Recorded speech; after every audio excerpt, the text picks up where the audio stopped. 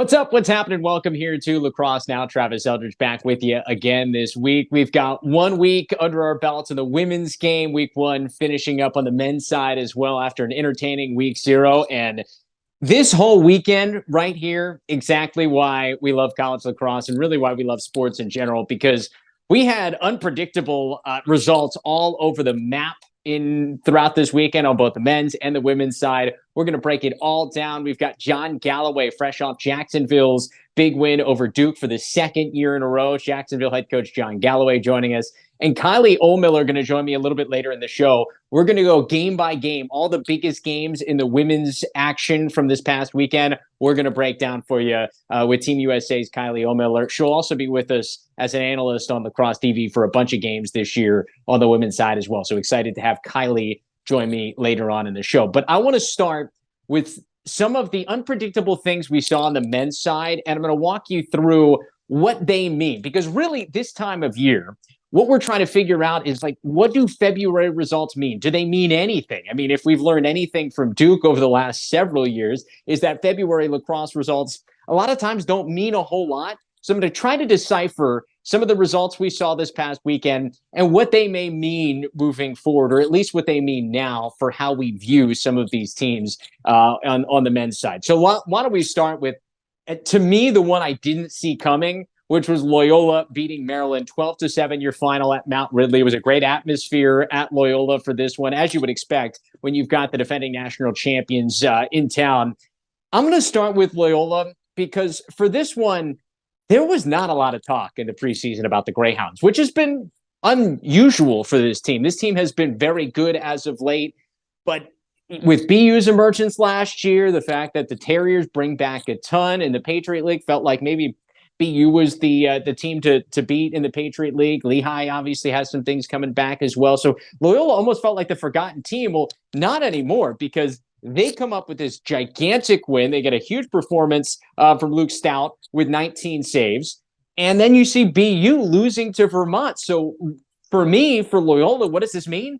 Well, I think internally they probably felt this way, but in terms of the general public and from the national media landscape, I think Loyola is right there in the mix as maybe one of the teams to beat in the Patriot League once again, which I don't know if I saw at the beginning of the year. So for Loyola, I think this game taught me a lot, because this was the type of performance that proves you are for real and you can win games against just about anybody in the country when you beat a Maryland team, despite the fact that they won 4 of 22 faceoffs. Like, Luke Weirman did his job for Maryland. He got the ball to that Terps offense plenty, but Loyola got a lot of stops. We mentioned the 19 saves from their goalie, making just his second career start. What a performance. And then they just got pieces. They got it done from all over. Some of the guys that we've known for this Loyola program on offense over the last number of years have moved on, but they got a bunch of contributions from all over, including a goal from maybe the best name in all of the Patriot League and one of the best names in the country, Mustang Sally, getting it done in transition for a goal for Loyola. So this was a great moment for the Greyhounds. You saw Charlie Toomey get a little emotional after this game with just what it meant. I mean, this is a really good Maryland program, and the team that has not lost in a long time in the regular season, and Loyola gets it done. So great win for Loyola, and I think what it means is they're right there in the mix in the Patriot League. For Maryland, this is maybe what I thought they were going to be this year. A very good team, but not the team we've seen over the last several seasons. And if you get an offense that gets some goals maybe in transition, they get a couple of Logan McNaney, who I don't know if he's completely 100% inside the cross. In their article this week brought up, recapping this game, brought up, we don't know if Luke McEnany is completely 100%, and that is something to watch for Maryland.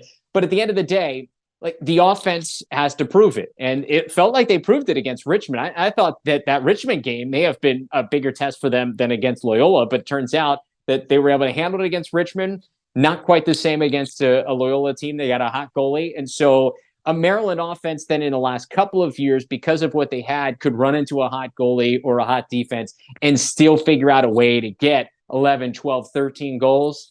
Not quite the case this year, because they're going to have to do it in some different ways than just having some dominant offensive players. And I think that showed through.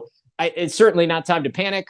Certainly nothing against this Maryland team. They're still going to be one of the top teams in the Big Ten, but I cannot wait to see them play Syracuse this weekend. Like that, because of what Syracuse has done now in 3 games that everyone expected them to win, but the way in which they've looked, and now Maryland coming off a loss to Loyola, College Park is going to have the eyes of college lacrosse on them this weekend, because it's about to show us how real is Syracuse and what does Maryland look like against another top team, because Maryland's schedule certainly has been pretty tough. Richmond I think is still going to be a good team by the end of the year.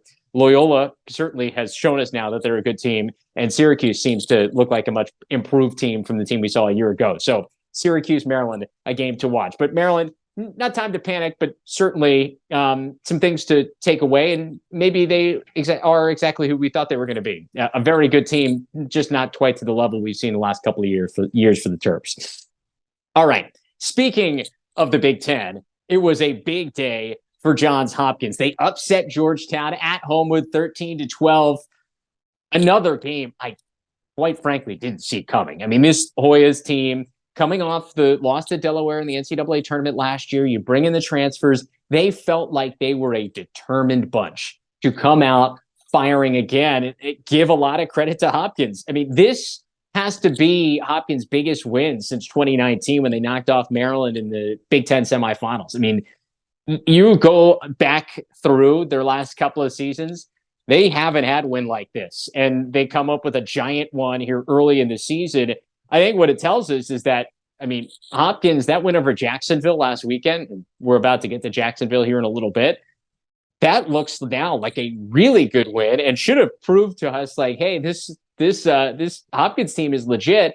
I think it was really hard to buy in completely, considering the fact that John Grant Jr., who has certainly proven himself to be a great college coordinator over the last several years, he's gone. John Crawley comes in, not quite sure to what to expect. Like, obviously, he has proven himself at Lehigh, but he comes back to Hopkins. Is this offense really going to look that different? Well, they've been great. I mean, great balance on offense. And that was one of my big takeaways here. Like, Russell Melendez has been off to a great start. He scores 4 goals in this, but 6 players have 2+ points for Hopkins. And if you're not going to have the star, which I don't think they have on this team, you need to have that kind of balance. And that is certainly what they put on display against Georgetown. An impressive performance, considering Tucker Dordovic, he was that kind of guy for the Georgetown team with 5 goals on the other side, but comes in a loss in his debut. So for Georgetown, to me, this is just the lingering question marks that I had about this team at the end of last year. Like, nothing Georgetown was going to do here in February was going to change the fact that at the end of the day, because they haven't gotten done in May, there's going to be those question marks no matter whether they're undefeated and dominant the entire season or not. So for Georgetown, I don't know if this changes a whole lot. It just continues to throw some question marks up. Like, they can have all the talent in the world, but what will they do in the big spots toward the end of the year? Well, early in the season, it's a 1-goal loss, not the end of the world, but I think it means a lot for Hopkins, and this should give that program and the athletic department a huge boost. The Hopkins men's lacrosse program that hasn't been to the expectations of their fans, the alumni base, and all that. This could change that. And hey, maybe they're a team to be reckoned with in the Big Ten. A Big Ten that, you look at the Maryland loss, Michigan was competitive, Ohio State has looked sharp. This may be as wide open as we've seen the Big Ten in a couple of seasons. Should be a very, very fun league. So let's get to that Michigan team. They lose to Virginia 17-13. So what do we learn? Well, for Virginia, let's start there. What we learned, they're still very, very good. By the way, if you watched or listened to last week's show, I kind of predicted this. This was a game into the second half. And all the credit in the world to Michigan, but for the Cavs, they're as advertised. This is why they were the preseason #1 team in the country in a number of the polls, including the media poll. Connor Schellenberger, 6 points. Peyton Cormier scores 5 goals, doing what he does best. Thomas McConvey in his first game in a Cavs uniform since transferring from Vermont, 3 goals, 3 assists. Another one of those guys who Virginia's not going to get a ton of transfers, but they're going to get the impact guys. And we've seen this in the past. We see it again here with Thomas McConvey. Comes in, fills a role, fills a need, and he puts up 6 points in his debut, and they get the job done. So that's what we know about Virginia. For Michigan, what does this mean? What do we learn? Well, it means kind of what I thought going into this game. They've got veteran pieces all up and down this roster. I really like Josh Sawada, Ryan Cohen, who we saw have some really big moments last year. He starts strong now in his sophomore season. They've got veteran pieces up and down this lineup on both ends of the field. I think that's key in a Big Ten that very much feels like it's open for the taking. Michigan's going to be competitive this year. I would be surprised if they struggle in the Big Ten this year like they did last year and in the last couple. I think Michigan is going to be right there in the mix. And, hey, they gave Virginia a run into the second half. Virginia proved to be a little too much. And honestly, a lot was being made of how this game is a little sloppy, a little all over the place. But if there is any team that thrives in those kinds of games, it's Virginia. Like, this team just... the sloppier it gets, it feels like the better they are. The sloppier and faster the game is, the more comfortable they are in those situations. And shout out to Ricky Mizon, the former Stanford linebacker, making his debut back on a college lacrosse field for the first time. He scores in his first game. So a feel-good story there as well. A guy who is an imposing figure that I think is only going to get better as the year goes on. Let's go into two more games to get to. Quickly, I want to hit on Air Force knocking off Denver. Not a huge upset, but certainly an upset nonetheless after Denver got the job done against Utah in the opener. I thought maybe that would be the game they struggle in. Turns out it's the one on the road at Air Force that causes some issues for Denver. 12-10, the Falcons knock off the Pios. 8 different goal scorers for Air Force in this one. 7 guys had 1 goal. Brandon Dodds scores 5. Dodds is a guy we've been talking about. It feels like forever. He is terrific here in a big win. So for Air Force, like, team to be reckoned with in the A-Sun, a league that Jacksonville certainly feels like they're going to be the favorites in, but don't sleep on Air Force. For the Pioneers, this is kind of what I thought I was going to get last week. Like, they're looking for some answers on offense. They didn't quite have it all. I still think they have a great defense on the other end of the field. And you had a guy in Brandon Dodds that got hot, and an offense that was able to share the ball pretty effectively and get goals from a bunch of other places. This is the Denver team I think we're going to get for a lot of the year. I think they can compete with some of the better teams in the country when they go up against this really difficult non-conference schedule and a Big East that certainly looks to be pretty good. But they also have the ability to lose to some teams that aren't quite that level. So I think it's going to be an up and down roller coaster type season here in Bill Tierney's final season as a head coach. Finally, let's get to Jacksonville beating Duke for the second straight year. And this is going to lead us into John Galloway, the head coach for Jacksonville. I had a chance to catch up with him earlier. Dolphins responding after the loss to Hopkins. And you look at these 2 games, you look at Jacksonville's schedule, like non-conference wise, these were the 2 big ones, the 2 marquee non-conference games at the front end of their schedule, opening with Hopkins at home, and then you get Duke coming to your place. They get one of them. And you know what? Probably a team that going into the year thought they might be able to get both of these. But after a disappointing loss to Hopkins, that I guess it was considered an upset. I don't know if you should consider an upset after what we've seen from Hopkins here. But for the Dolphins, this means this team is what we thought they were going to be. I mean, entering the year, we thought they were a top 20 team, probably the favorite in their conference to get to the NCAA tournament, and beating Duke proves just that. The most impressive thing for me about Jacksonville in this game is they go toe-to-toe with Duke. They are down pretty handily, down by 5 goals late in the first half. They come back, they go on a 6-goal run in the third quarter to go on and take the lead. They never look back. I think it's really key to have a veteran goalie in Luke Milliken in goal. And they got contributions once again from some new names. Jack Taylor, a freshman, comes in. He scores 3 goals. Brandon Galloway in the midfield, starting midfield for them. He scores 3 goals. So it certainly shows they've got some depth on offense. They can get it done from a whole bunch of different places, and they are tough as nails. What you would expect from a John Galloway coach team to be able to mentally go down against a very talented Duke team by 5 goals in the first half and still have that belief that you're not going to panic.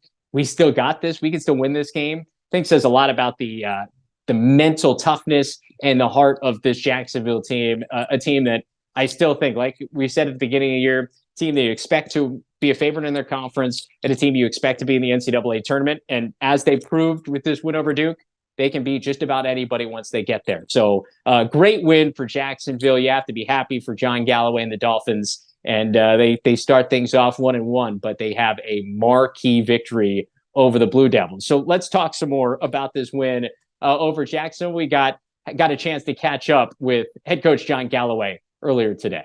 So to talk about that big win over Duke, we've got John Galloway joining us now. John, I want to go back a week, though, because you guys start off two big matchups with big programs in Hopkins and Duke. You lose the first one to Hopkins a couple weeks ago at home. What was the message going into this week against Duke throughout practice? Yeah, first and foremost, credit to Johns Hopkins. I thought that they've made some serious strides this year, and I felt like we actually played better against them this year than we did last year. But they got better too, and that's a product of the offseason and recruiting and all that good stuff. And we felt like the film had some positives. We didn't want to be discouraged by the guys that stepped onto the field for the first time in their college career, for the first time in a Jacksonville uniform. We wanted to have a growth mindset, so we actually stole a concept from a mental performance coach who was here speaking to some of our administration with the LA Clippers. And, she had this great analogy of, you're either a 1 or a 5. And, every day we asked our guys, well, where are you? If you're a 2, can we get you to a 3? If you're a 3, can we get you to a 4? If you're as good as a 4, man, if we could have a couple of 5s running around here, we're in a good spot. So the growth mindset was something we talked about every day that week. We also focused a little bit on our conditioning, and I think those two things led to a little bit of success. Now, again, there was a lot of failure in the Duke game as well that we can learn from, but obviously excited for this next week too to do the same. So the win over Duke, you do it a second year in a row. What does it mean? First and foremost, we're just thankful that Coach Janowski will play us. He doesn't have to do that. He certainly could just play Big Tens and Ivies and the ACC and probably have a really good RPI. And his willingness to play games like this is why we're able to grow our program. And I know Coach Janowski has a bigger picture mindset. So that's number one. Number two, obviously it's a belief thing. I mean, when we've played them 13 times now and we're 2-11. So, it took a lot to get to this moment. I think a lot of it was in between the years as well. And just, believing that you could compete. At times we couldn't, especially in the second quarter. And we learned those lessons and we didn't flinch, which last year's win, we were up and they came back. This year we had to come back. So I thought that was a character win for us and something hopefully we can build on as we go throughout the year. Well, I think that's the thing that is so impressive about the win to me is like you guys go toe to toe, like you get their best effort. Brendan O'Neill scores 5 goals, like Dyson Williams has a game. Like you guys get their best effort and you still find a way to claw back. What does it say about your program and about your team that you can go to toe with a team that recruits some of the best athletes and players in the country? Yeah, it's funny. The night before the game, we showed the guys a clip of the new Top Gun movie, and the F-14 at the end fighting against the 5th gen fighters, and some of the things that plane did, and Rooster in the middle of the scene says, he says, "Holy sh." And we knew we were going to have moments like that where, Brendan O'Neill is the 5th gen and he's going to do something pretty magical. And yes, we can recognize that was pretty cool, but we also have to be able to respond to it. And I felt like our guys kind of bought into that thought process. And, when we went down and we weren't winning faceoffs, we felt like we just needed to find one defensive stop at a time. And I thought our staff did a good job of kind of bucketing the game into moments and, making it more, feasible that we could make a small comeback with each play we made. So, really proud of the way that they handled themselves in the third quarter. That's been traditionally a quarter we have not handled well. And I thought the guys responded in a big way this past week. I love them. I finally watched the new Top Gun like a week ago, and I mean that thing is awesome. So great use of motivation. I mean, like that'll get me fired up any day. Yeah. It was kind of I told him, I said, I watched this scene and it's like literally our game plan. You have to you got to kind of make some special plays to be able to be in this. And thankful for Tom Cruise for the motivation. Yeah, for sure. And Miles Teller's I'm a big fan of Miles Teller now too. So there you go. You guys kind of had a front-loaded schedule with Hopkins and Duke in terms of your non-conference test, like right off the bat. So like getting one, was that something like it just internally, it feels good as a program? Like how do you look at these first 2 games? Gosh, I hope that the standard now is that we expect to win both, and obviously that's difficult to do. Of course, Yeah. I don't know if any of us had that written down, but we have to defend our turf, and for us to have 3 home games in February, we felt like that was really important.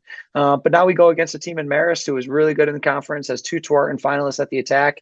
Like for us, there's always a new journey each week, and the story is always a little bit different. So this is the most important game on our schedule. We're kind of coining this as like this is our February championship, right? Where it's a best-of-3 series. We have a bye next week. How can we get better this week and win our February championship, and then obviously turn the page to the next opponent when we're ready?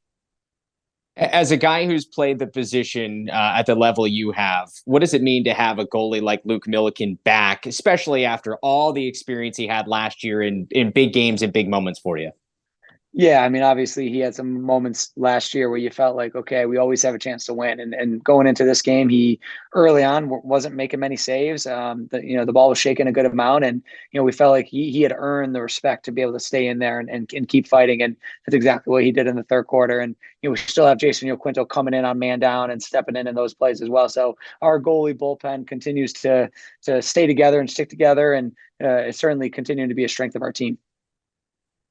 To have a freshman in Jack Taylor show up the way he did in a big game early in his career, what does it say about him?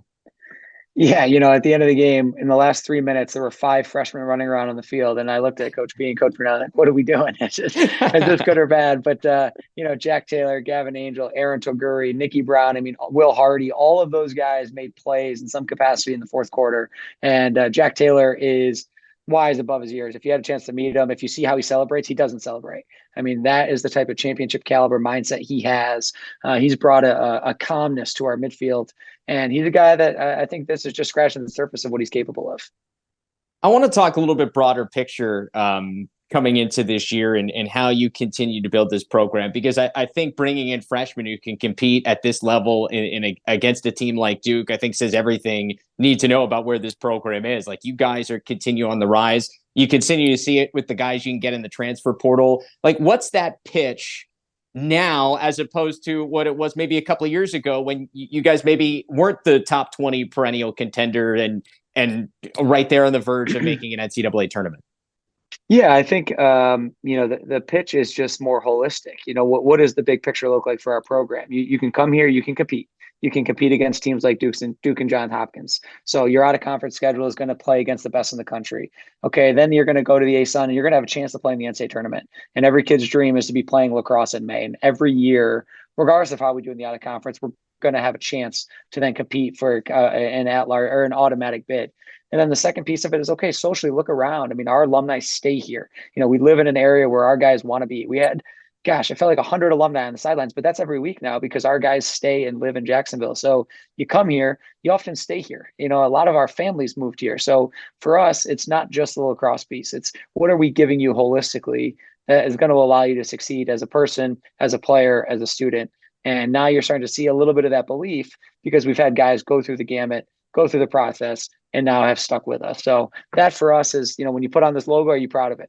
And I think we have more and more guys that are proud of it when they put it on. What you mentioned the ASUN. What will it be like being in a new conference this year? Yeah, I mean, a lot of it is similar. Obviously, I think there's a lot of talk about the conference affiliation. I mean, we're still playing High Point out of conference. You're still playing Mercer. You're still playing Air Force. You're still playing Bellarmine. I mean, a lot of the teams we've traditionally played in our conference. Now you add a Utah. Who obviously is a unique team. I mean, the ASUN, I think, won 7 out of their 9 games this week with, Air Force winning and Utah winning. And I saw Bellarmine and all these teams that are getting better and better. So the reality is the conference allows you to travel nationally, which allows you to recruit nationally, and it allows you to play for an automatic bid. And those things are what I think make a conference special. And we have them all in the ASUN right now. Yeah, and it doesn't hurt to not have Richmond in your league anymore, right? Yeah, I mean, shoot, that rivalry is cool. Yeah. It's exciting. I don't think we're scared to play teams, so I hesitate to say that. But you replace a Richmond with a Utah, Utah's pretty darn good, and they recruit at a Power 5 level. So just because they're just starting, you kind of have to think of the longevity of what this conference could look like. And obviously, Air Force is Air Force. They've always been talented. So we're going to focus on us, our guys. our conference, try to represent the ASUN the best we can. And we have another chance to do that against a really talented team in Marist coming this Saturday. Yeah, I say that jokingly because, like, yeah, obviously they've been a team in the league, but like you said, like, who knows? Utah could build something and be that team for 5-6 years that, like, you end up having to go toe to toe against every single year, and as this sport continues to grow, you continue to see programs grow. Yeah, yeah, and I think that's what the ASUN's doing. It's giving us a chance to give a place like Utah a home, give a place like Lindenwood or Queens a home, so they're not playing independent conferences. And for us, it's the right thing for the sport. I think the ASUN's done a hell of a job of making sure everybody has a place if they need it. I want to pick your brain about Syracuse's new goalie, Will Mark, just because, like, you early on in your career, you walk into the Dome and you're playing right away. And for him, like, he comes in as a transfer, different situation, obviously proven, but he walks into the Dome and he's playing right away in a very different environment in college lacrosse. Like, when you first walk into the Dome trying to play goalie, especially with the bleachers and everything, what is that like? Yeah, it's a cop out for every goalie that goes in there. Every goalie I played had 20 saves. Tom Plesky had like 21 saves, and they beat us at Army in 2010. But anyways, I think it has to do with your confidence. I mean, I think it's also just a clear sign that, like, you know, everybody's good. Like, you look at LIU, sure, they're starting face-off guys from Canisius. Their starting goalie is from LIU. They got guys all over the field that are transfers. I mean, everybody is good. Now they have a conglomerate of guys, right? And now they're showing it. But I think it's cool for the sport to have a guy like Will Mark, who obviously succeeded at the highest level at LIU, to be able to then carry over that same skill set. And at Syracuse, it's not like the ball is any different shape. And I think he's proven that, hey, you can be good at a mid-major, you can be good at a Power 5, and now he's probably in contention for the top 10 goalies. Obviously the season's long, so let's see it play out and who else steps up. But obviously, I think that they found their guy in the hoop, and haven't had a chance to watch much of Syracuse lacrosse at this point, but I know that they seem to be pretty excited about some of the new pieces of the puzzle. You jumped in goal recently since having not played this summer? I have not seen a shot since August 2021. Was that 2021? And I don't plan on it. So I'm enjoying retirement. It's nice to be able to focus on our boys and not have to worry about putting the pads on. But miss the locker room. Don't miss the bruises. I was going to say, this summer and recruiting and dealing with your own program, probably a little less hectic than you've been in the last couple of years. Yeah, my wife certainly appreciates it. We have a little one on the way this spring, so this summer will certainly be a chance for me to be at home a little bit more. So, she's thankful. Again, miss the locker room. Try as much as I can to get with those guys, but the lacrosse part of things, the Chrome are doing just fine without me. So we're rooting for them though. It's cool. You just traded the playing career now for a career as a dad, which is probably just as stressful, if not more. So there you go. Yeah, I appreciate it. Thanks. Congratulations, John. And congrats again on a great win. It was fun to watch you guys get the win over Duke again this week. Good luck as you get ready here for Marist, and we'll talk here soon. All right, Travis. Thanks for having me, guys. So we're now joined by Kylie Ohlmiller, who's going to be an analyst for a bunch of our games on Lacrosse TV this year. And we're going to break down what happened throughout an exciting week one in women's lacrosse here, Kylie. And I mean, we've got to start with Syracuse Northwestern. What a way to kick things off. For Syracuse, they end last year getting beat up by Northwestern in the quarterfinals. They get the Wildcats back in the Dome to kick off this season, 16-15. What kind of statement is that Syracuse makes, at least early on in the season, with this win?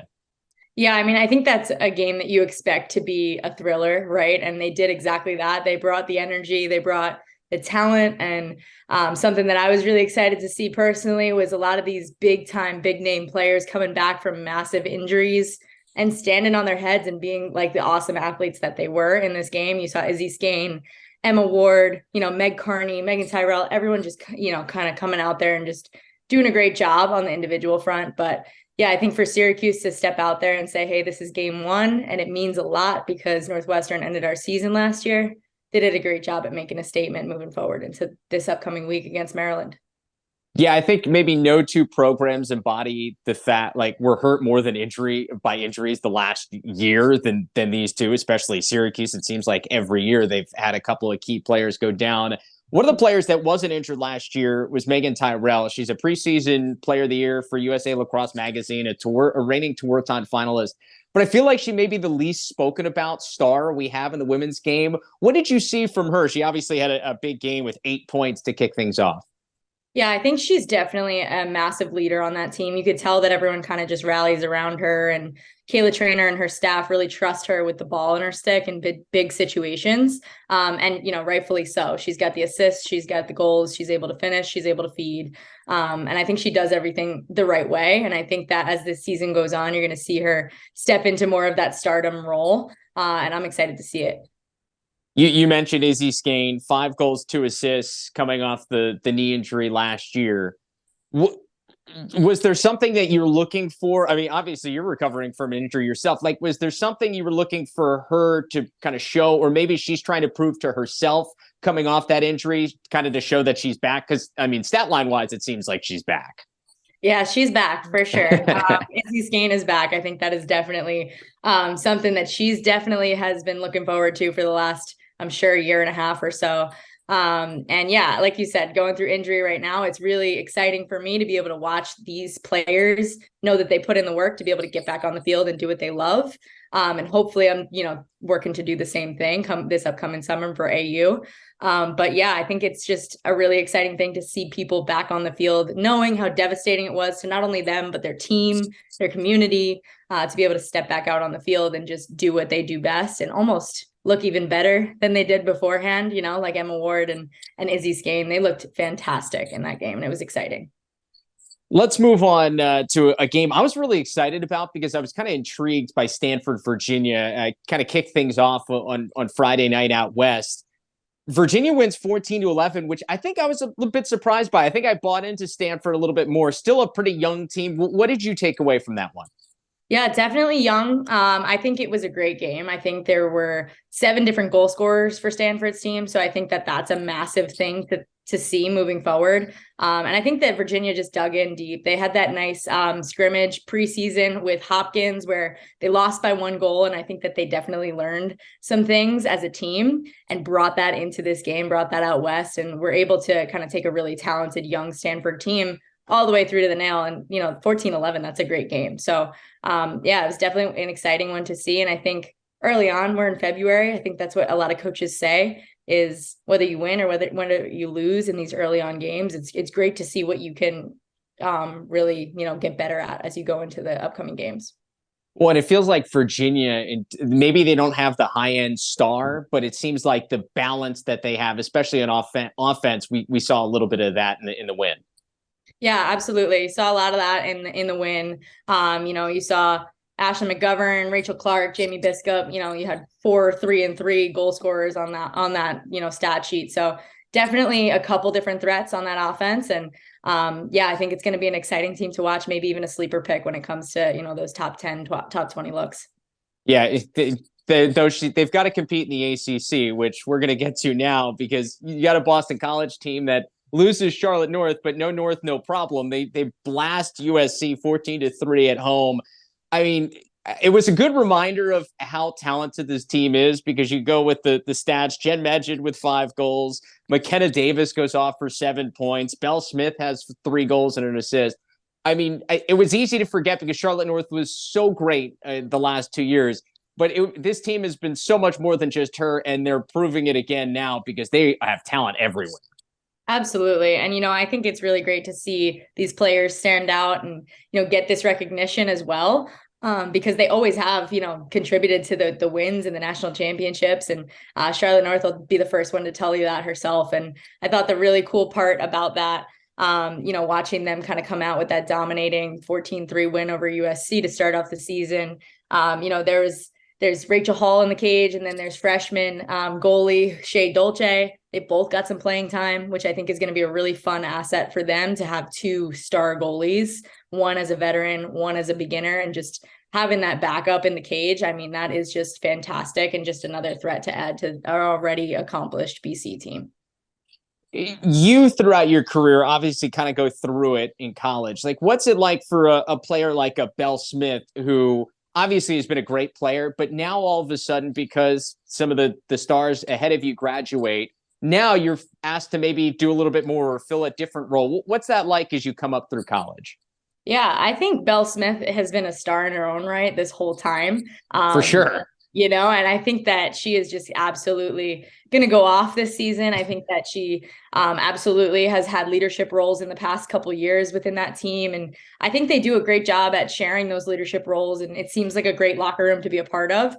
So for players like Belle Smith and Jen Medjid, I think it's going to be exciting to see them step out and have those 5-goal, 4-goal, big time performances that take them through to not only, 11-goal game wins for this past weekend, but those overtime game winners, they're going to step up in those big moments, and they've had plenty of practice doing that the last couple of years. Now they get to do it as the prime leaders of the team.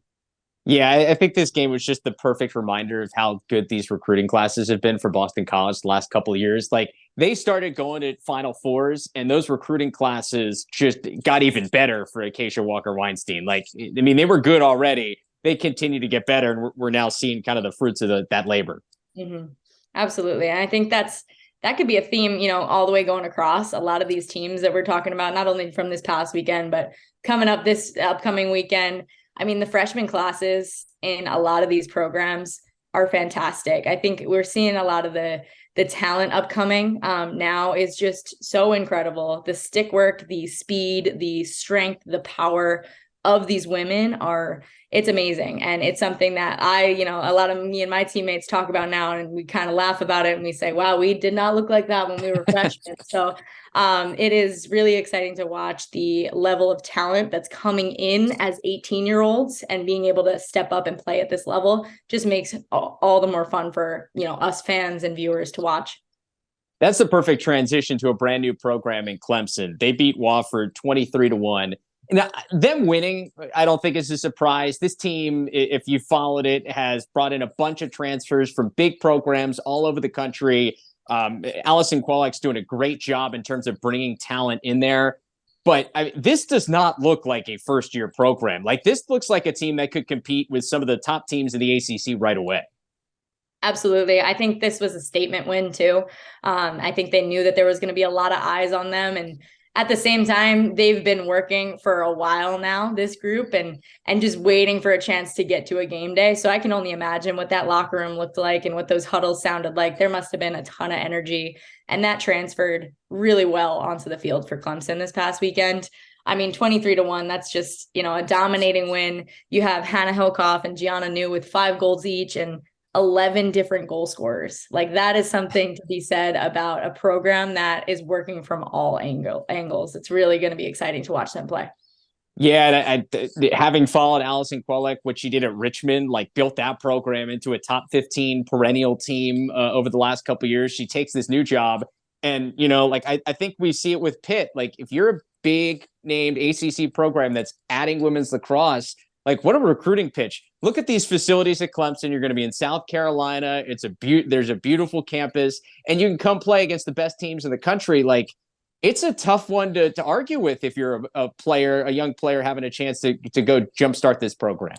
Yeah, absolutely. And like you mentioned, a ton of transfers too that might not have found their homes at the first spot they went to, but Clemson stepping up and saying, hey, we're a part of the ACC. We have a great coaching staff, and we have something that we're trying to build as a great culture here at like you said, a fantastic school. Come check it out. And I think that that's a no-brainer for sure for some of those people who might have felt misplaced at other spots, and now they're finding a home at Clemson. Yeah, and Belle Martiri, we've had a chance to see her at William and Mary the last couple of years. She's been a terrific player individually for them. Now she joins Clemson. Keep an eye on her. She's a player to watch. How about Florida and Michigan? Florida wins 17-8, and I mean, high expectations for the Gators coming into this year with the return of a lot, including Emila Pinto now as a sophomore, Danielle Pavanelli back, Sarah Resnick in goal. What did you see from the Gators? Because to me, like, this was another statement win out of week one.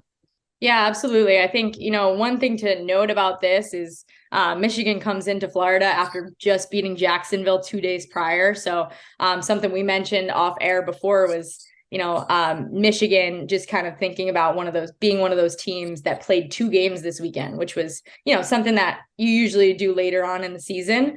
Not giving them any excuses or anything like that. But I do think that, like you said, Florida came out with a statement win. And I think that's something that they probably were looking to do, especially with a lot of their players, Emma Lapinto, Danielle Pavanelli, Sarah Resnick, like you said, on a lot of these major lists that have come out preseason, expecting a lot out of their big players. And they showed that, right? 3 big names for them doing what they needed to do in order to come out with that statement win. So it was definitely an exciting game to watch. And I'm excited to see a little bit more of Michigan too, because their first win over Jacksonville is also a big one as well.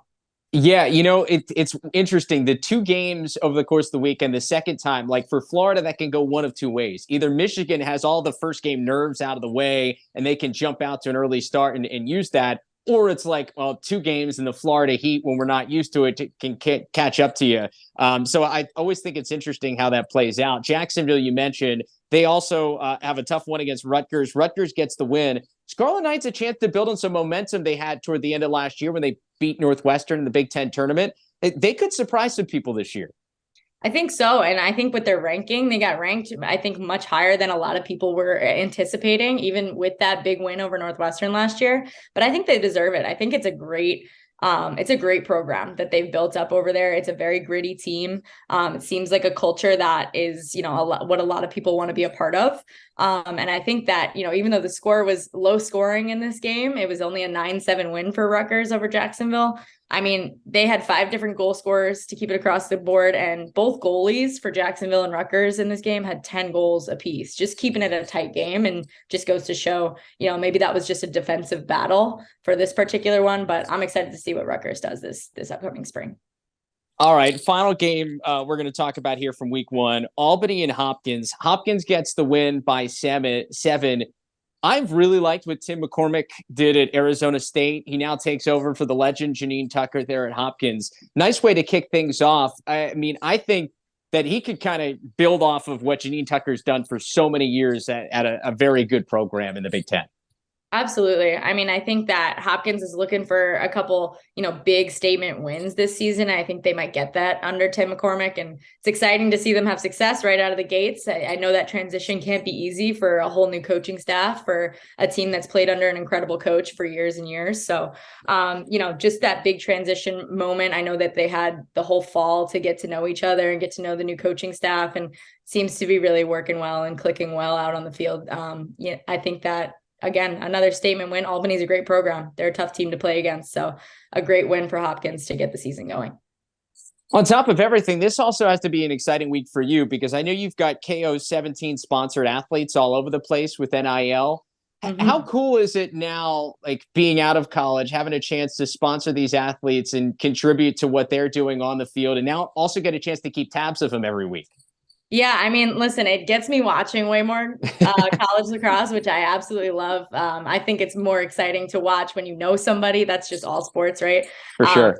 As of course I'm watching no matter what. I'm just a fan of lacrosse, big lax rat. But to see these girls just, chasing their dream, I think that's something big with KO 17 lacrosse that we talk about all the time is, dreaming big and envisioning yourself on these big stages. And that's what these girls are doing right now. We have 7 Division I athletes who are playing on their programs right now all across the country, and they're going to be playing against each other, which is really fun. And it's just really fun to keep tabs on it, keep an eye on what they're doing, seeing their successes, helping through with their failures. And it's just been an awesome thing so far. And I'm excited to see their success. Yeah, for sure. Well, we're excited to work together, Kylie. Can't wait to kick off this season here next week. We appreciate your insight here after week 1, and we'll be watching again this weekend. Awesome. Thanks for having me. Thanks, Kylie. So big shout out to Kylie Ohlmiller for taking some time to go game by game with us, some of the big games from week 1 in the women's side. And that leads us into our games to watch here for this week. We'll start on the women's side of things, then we'll get to the men's side of things. Full disclosure, by the way, we are taping this on Tuesday evening just before Hopkins and North Carolina men, so we're not completely ignoring that game just because of when we're taping this show. Not able to hit on that, but we'll talk about that result along with everything that happens this weekend next week on the show. But let's get to some games to watch here the rest of the week. We'll start on the women's side, then go to the men. Why don't we start with Notre Dame and Northwestern kicking off this weekend on a Thursday night out at Northwestern outside Chicago. I love this. First of all, the matchup's great. Every time you get Northwestern and Notre Dame together in women's lacrosse, it's always a big deal. battle for the Midwest between these two programs. Obviously, Notre Dame not far outside Chicago, couple-hour drive, making the trip to Chi-Town.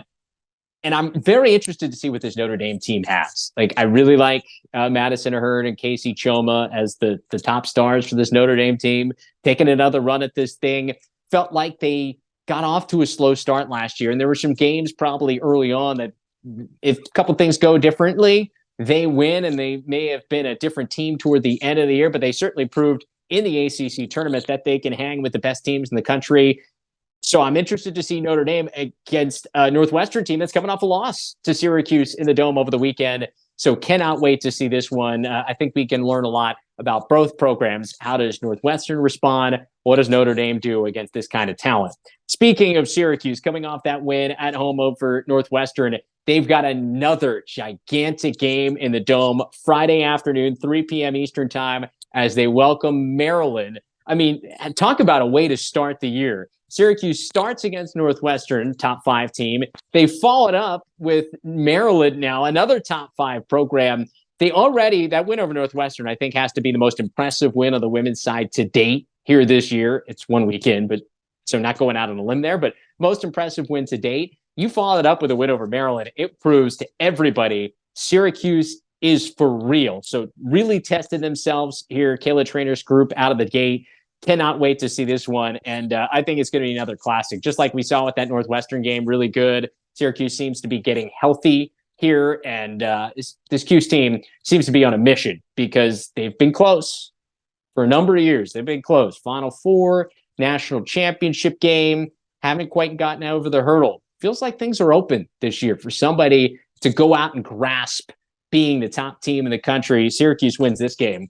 They could have a real good claim over being the top team in the country. I wouldn't be surprised if they get first place votes if you follow up a win over Northwestern with a win over Maryland this weekend. Speaking of another team that could be in that consideration for being one of the top teams in the country, that would be Boston College. What a performance we just talked about with Kylie, but that they put on against USC, ran away with from them.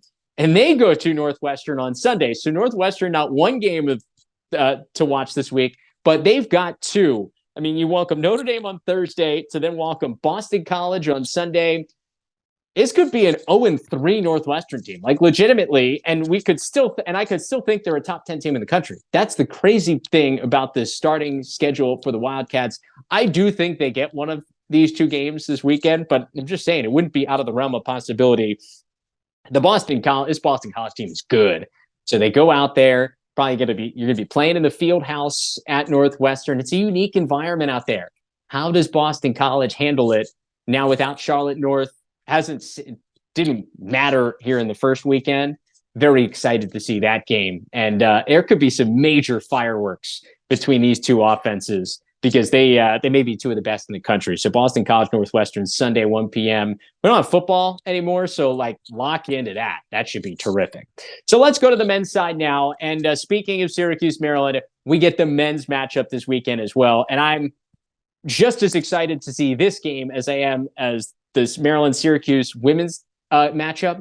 But this one for different reasons. Like Syracuse, Maryland women, both teams are in the top 5, 6 in the country. You know why you're excited to see this.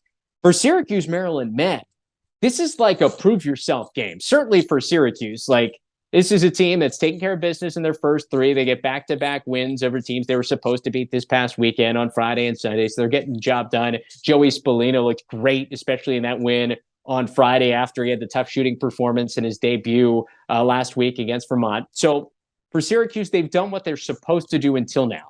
Well, now you get a trip to College Park, your first road game of the year, a young roster.